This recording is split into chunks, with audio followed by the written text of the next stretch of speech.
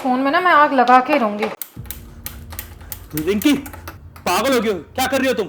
मेरे फोन में आग क्यों लगा रही हो? क्योंकि इस फोन के आगे तुम्हें कुछ और नजर नहीं आता ना, इसलिए। इस फोन से बाहर भी ना एक दुनिया है जिसमें तुम नहीं रहते हो। अरे पूरे 2 लाख का फोन है आईफोन। किसी की औकात नहीं होती इतना महंगा फोन खरीदने की। एक तो मैंने फोन खरीद रखा है कितनी मुश्किल से, और ऊपर से तुम आग लगा रही हो। अरे ये दिवाली का पटाखा है जो तुम आग लगाने में लगी हुई है। तुम औरतों का हाँ ठीक है, ये फोन चाहे 2 लाख का हो, चाहे 10 लाख का, चाहे 50 लाख का, इस फोन ने ना मेरी जिंदगी बर्बाद करके रख दी है, और इसको तो ना आज मैं खत्म करके ही रहूंगी। तुम औरतों का दिमाग घुटनों में होता है क्या?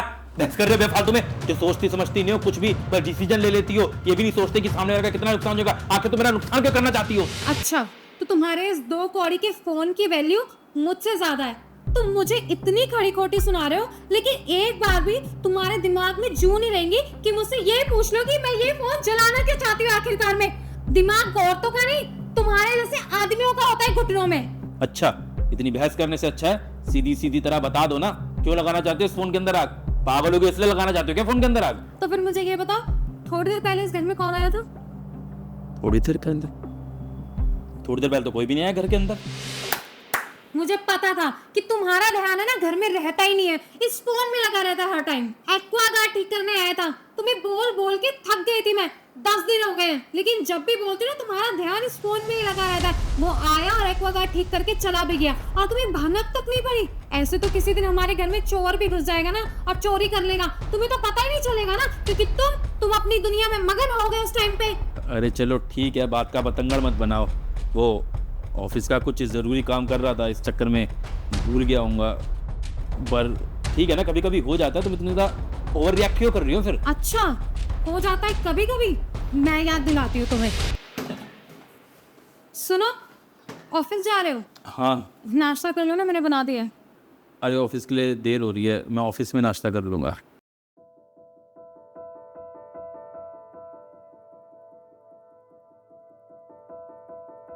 वो चार्जर भूल गया था।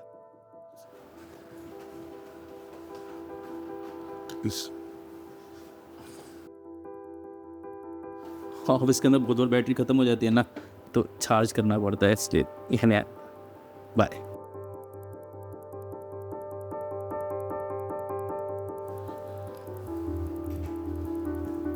आ गए तुम? ऑफिस में दिन कैसा था तुम्हारा? विनय, विनय, हाँ ऑफिस में दिन कैसा था तुम्हारा? ठीक था।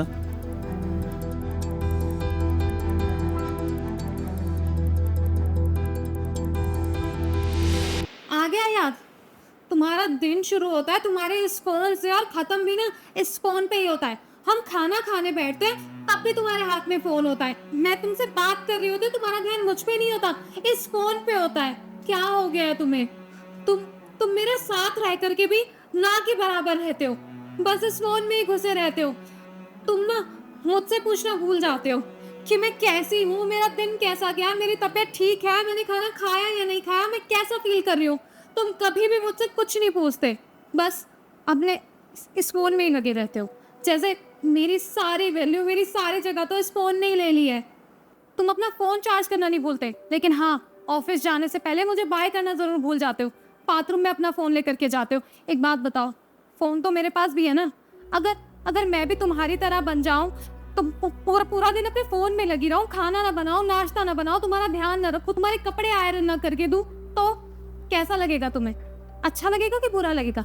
एक सेकेंड, शायद तुम्हें अच्छा ही लगेगा ना, क्योंकि तुम्हारी तो एक अलग दुनिया बनी हुई है ना तुम्हारे फोन के साथ, जिसमें मैं कहीं से कहीं तक नहीं हूँ। तुम्हें शायद अब मेरी ज़रूरत ही नहीं है, तुम्हें शायद मेरे एफर्ट्स अब नज़र ही नहीं आते हैं, तुम्हें बस अपना फ़ोन नज़र आता है। मेरे लिए कहाँ टाइम है विनय? इस घर में हो कर भी ना तुम ना के बराबर हो मेरे लिए।